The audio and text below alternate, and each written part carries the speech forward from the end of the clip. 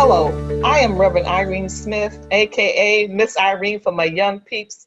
I am the Bible study teacher, and I welcome you to Generationally Speaking, the 21st Century Bible Study, where we bring all voices to the table, the baby boomers, Gen X, Gen Ys, and even some Gen Zs, and even into the future.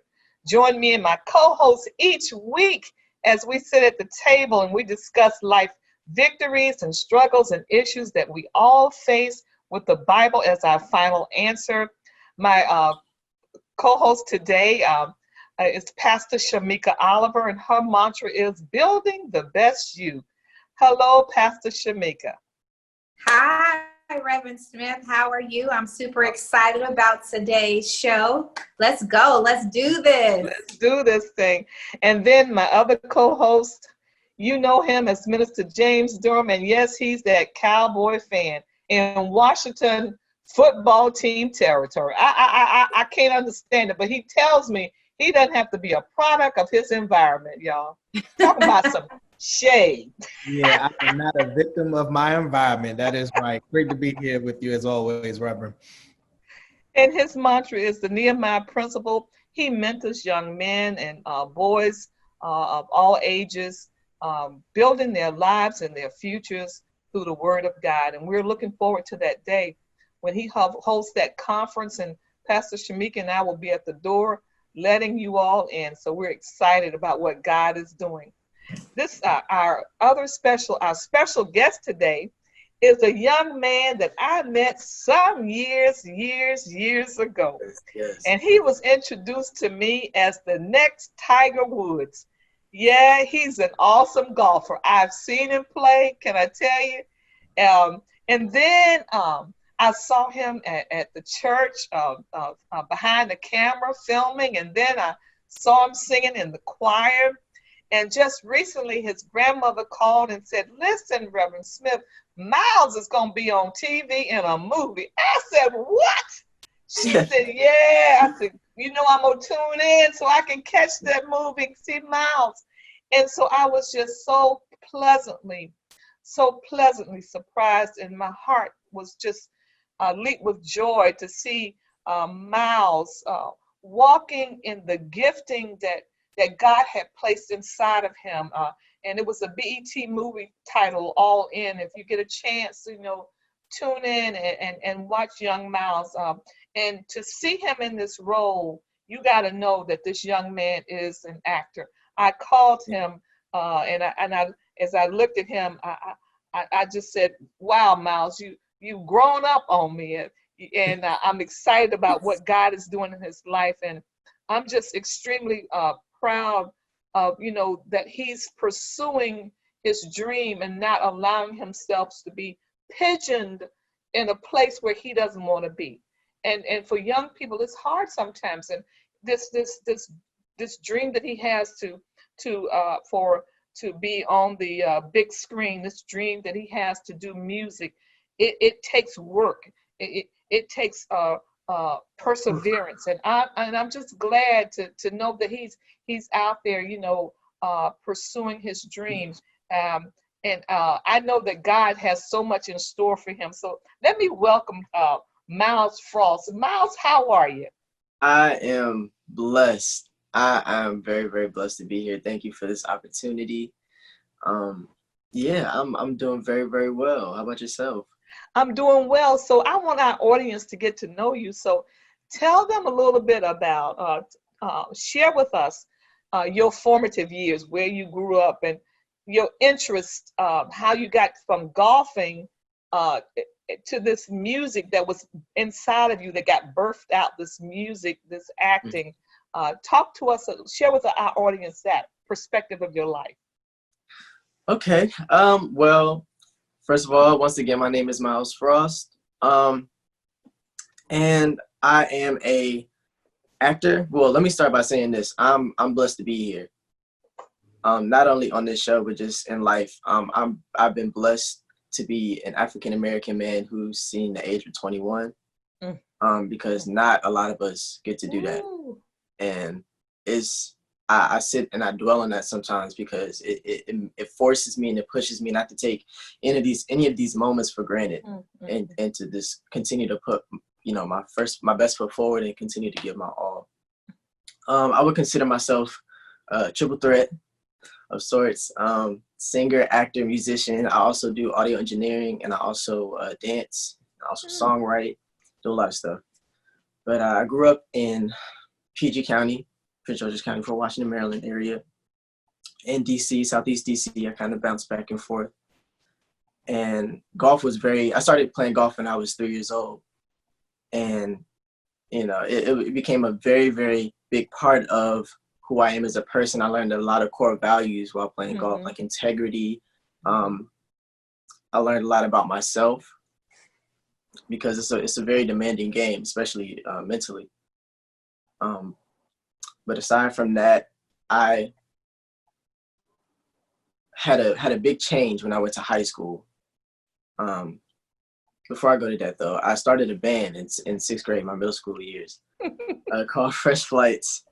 And it was very, very fun. That's where I started to tap into myself musically a little bit more. I started playing piano. I didn't sing as much back then, but I started playing the keyboard, and, you know, I was in charge of a band. I felt good, you know, all of that good stuff. But high school was a big change for me because my middle school, my elementary and middle school years, I was going to predominantly Black institutions. And it wasn't until my 9th grade year that we moved out to Rockville or Gaithersburg, Maryland. And I went to a predominantly PWI, predominantly white institution, high school. And it was a big, really, really big culture shock for me. But, you know, I'm very, very blessed that it happened. You know, I learned a lot. I learned how to deal with different people, different situations. And my 9th grade year, I I was in the chorus room or the band room, and this lady approached me. She was like, I was playing the piano. She was like, I hope there's a voice behind all of that good piano playing. And I was like, yeah. You know, she's like, good, because we need more Black people for this musical we're doing. I was like, wow. She just came out and said it like that. I was like, okay. I said, what's the musical? She said, we're doing Hairspray. And I had never heard, you know, of Hairspray. You know, back where I went to school, you know, musicals and doing all that stuff was not popular by any means. So I was kind of hesitant to show interest in it. But I said, you know what, this is a new start. And I want to expand myself. You know, I want to delve deeper into who Myles is. So, you know, I accepted it. I did the auditions and all of that stuff. And I got the role of Seaweed, who was a main character in the musical. And little did I know, I've broken racial barriers at my high school, because I was not only the first freshman to receive a lead role in a musical or a play, but I was also the first Black freshman to do that as well.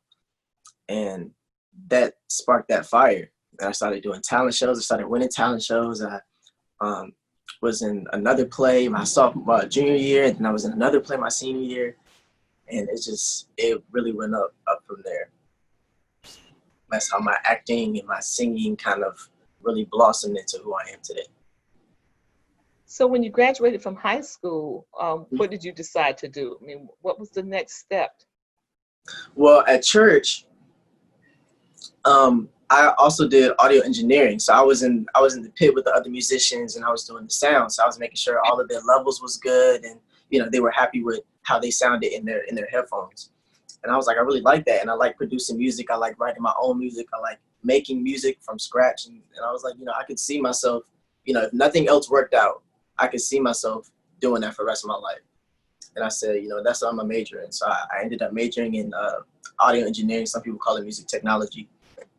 And I'm very, very happy with, you know, what I chose. And, you know, it coincides with what I want to do, you know, with my life. It's still in music, you know, it's still centered around that.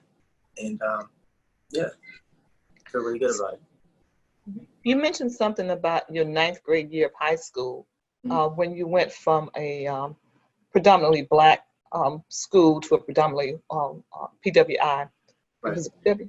So I'd like to know, for you, what was that transition like? I mean, was the transition with the amount of work that you had to do? Was the transition like with how you interacted? What was that? What did that transition feel like? Everything that you named, I had to battle through, because it was much more fast paced. It was a fast paced setting, and I was definitely not used to that. The people were different.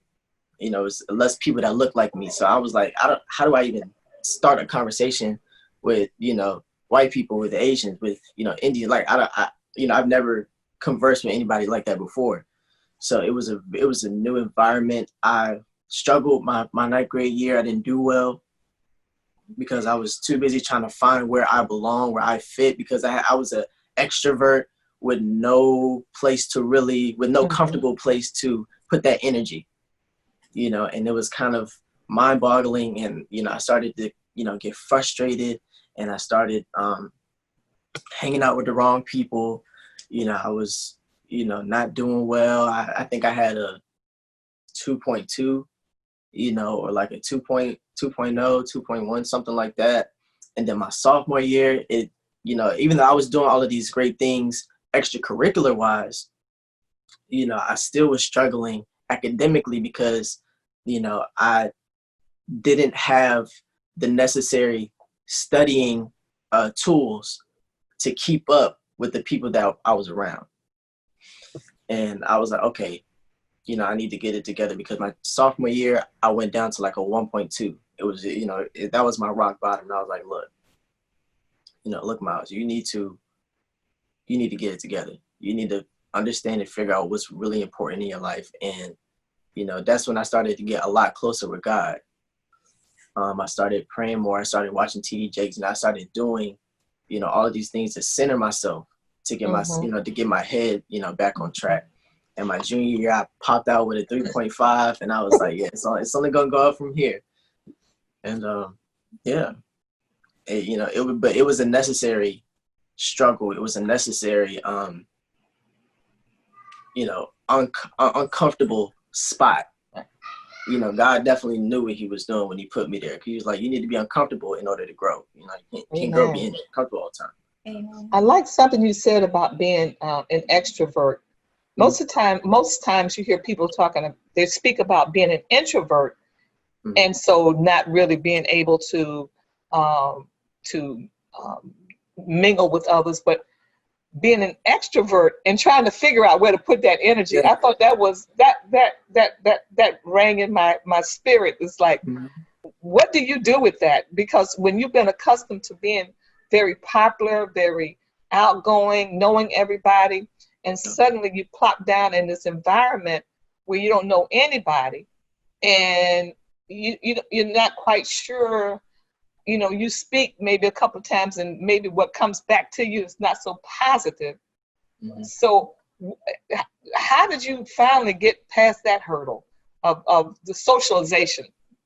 It took some time. It definitely took some time, because I'm not going to sit up here and say I didn't face any racial discrimination of any kind, because I definitely did. I was told some Black jokes that were not funny to me at all. Some hurtful things, but they are very, very lucky that I was raised with a strong and powerful mother and grandmother who, raised me right and raised me correctly on how to respond, taught me how to respond to things like that.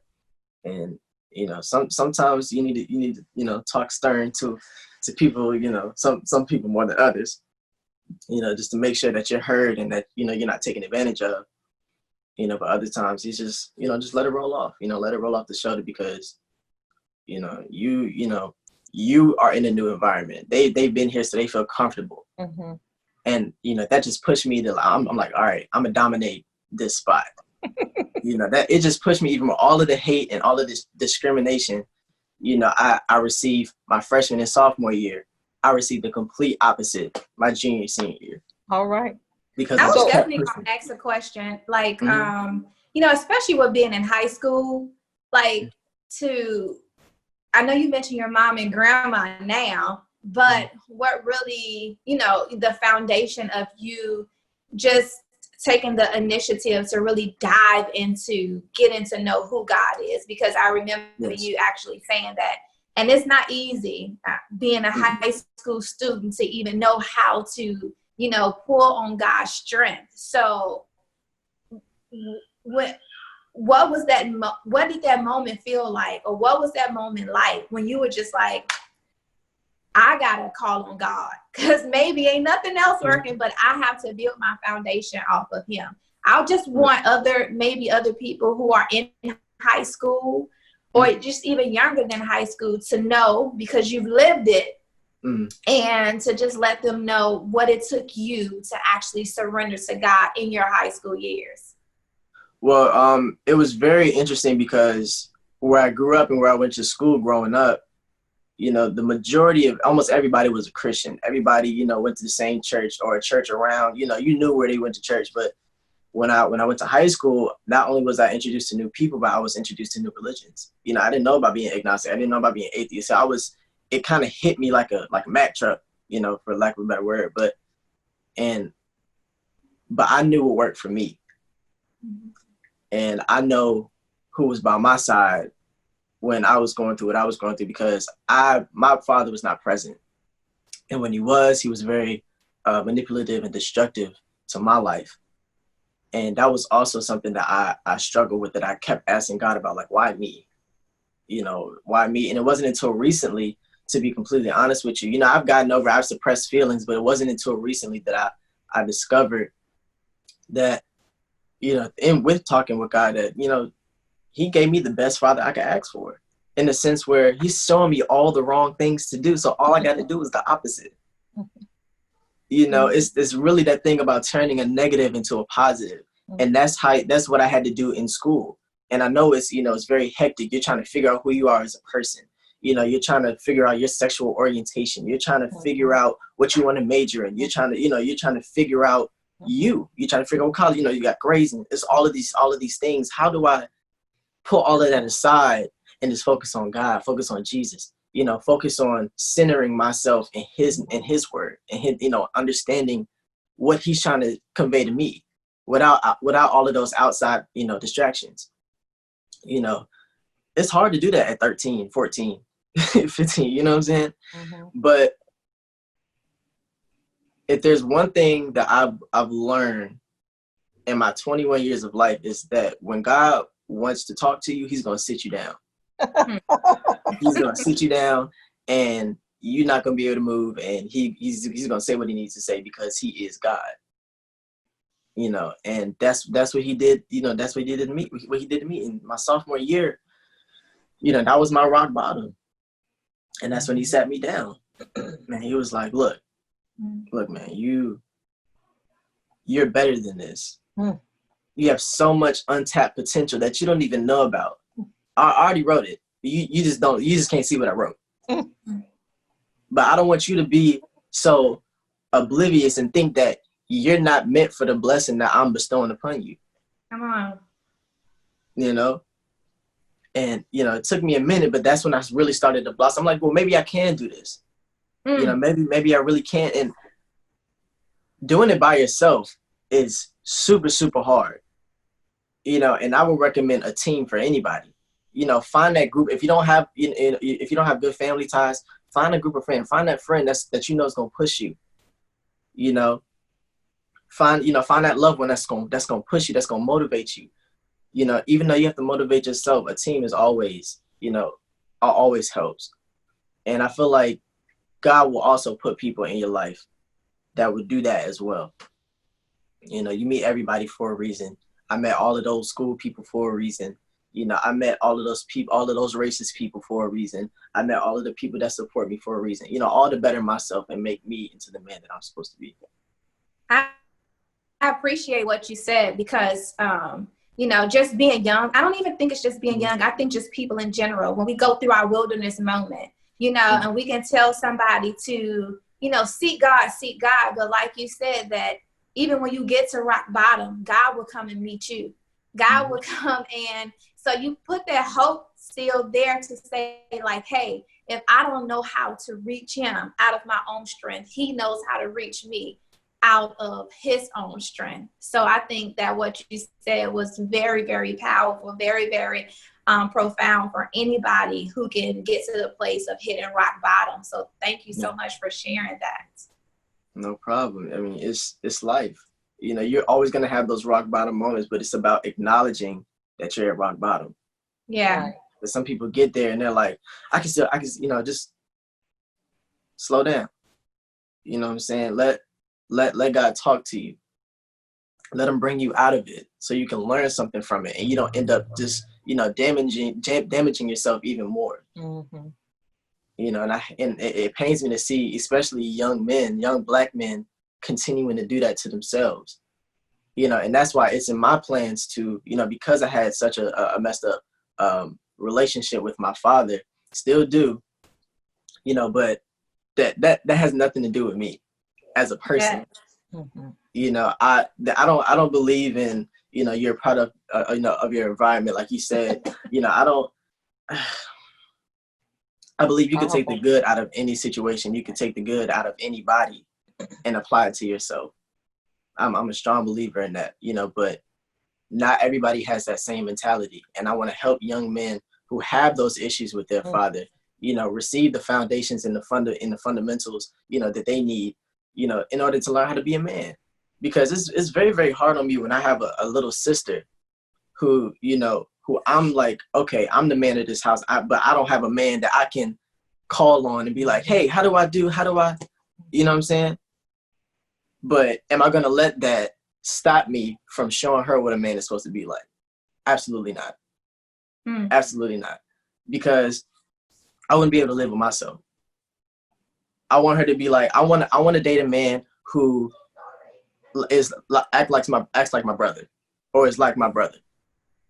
I want to be that example for her, and I'm not going to let my father, you know, a racist, whatever you want to call it. I'm not going to let anybody deter me from that.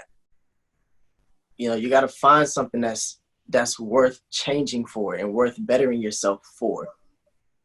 You know, especially when you're in that rock bottom. You know, it's because that'll be your that'll be your self motivation. Forget outside forces. Forget people motivating you. That'll be your self motivation. When you find something that you're like, okay, if my leg is cut off, I'm still doing this because this is what matters to me. Now that's what I feel like is most important. And yeah, it's absolutely powerful. It's absolutely powerful. It's absolutely something that I think that we all should remind ourselves to do, is that if nobody else is going to encourage you, you have to know how to encourage yourself. You always have to find the silver lining. You always have to see the light at the end of the tunnel. There is some good to come out of this, and we have to dream beyond our circumstances. We have to think big and then go bigger, is what I say. And that thing is to thank God and go God. Like, he'll do it exceedingly abundantly above all we can ever imagine or think. Just try him. You know, see the good, see the positive, because negative will always come our way. We will always have trials and tribulations. The flesh and the spirit will always fight against each other.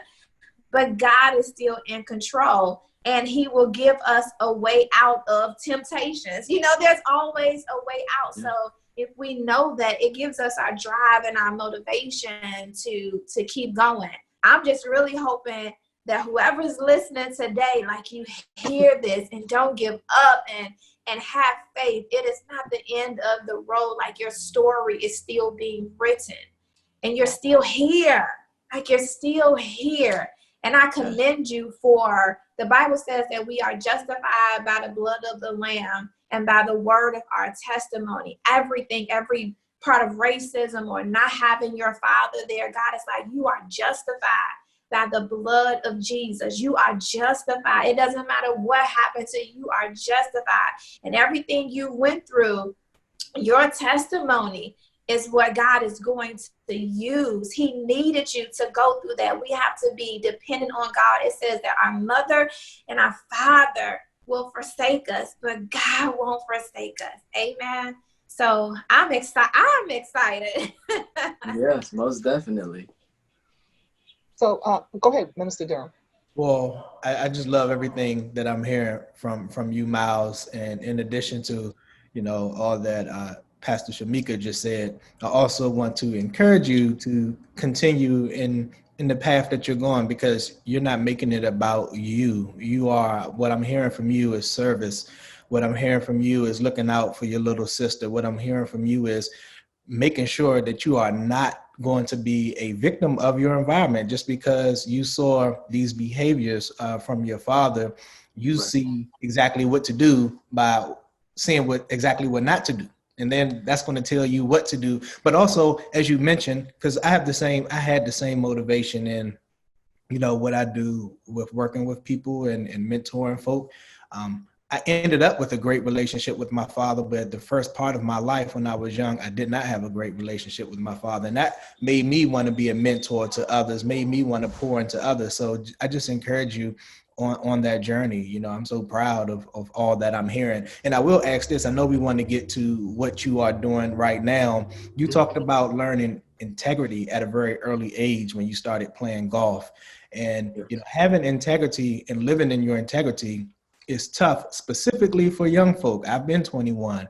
I know how challenging it can be. And I've not been in the industry that you're in, but I know that adds more challenges to keeping integrity. So what I ask you is, how are you maintaining, what is it that you're doing to make sure that you continue to walk in integrity?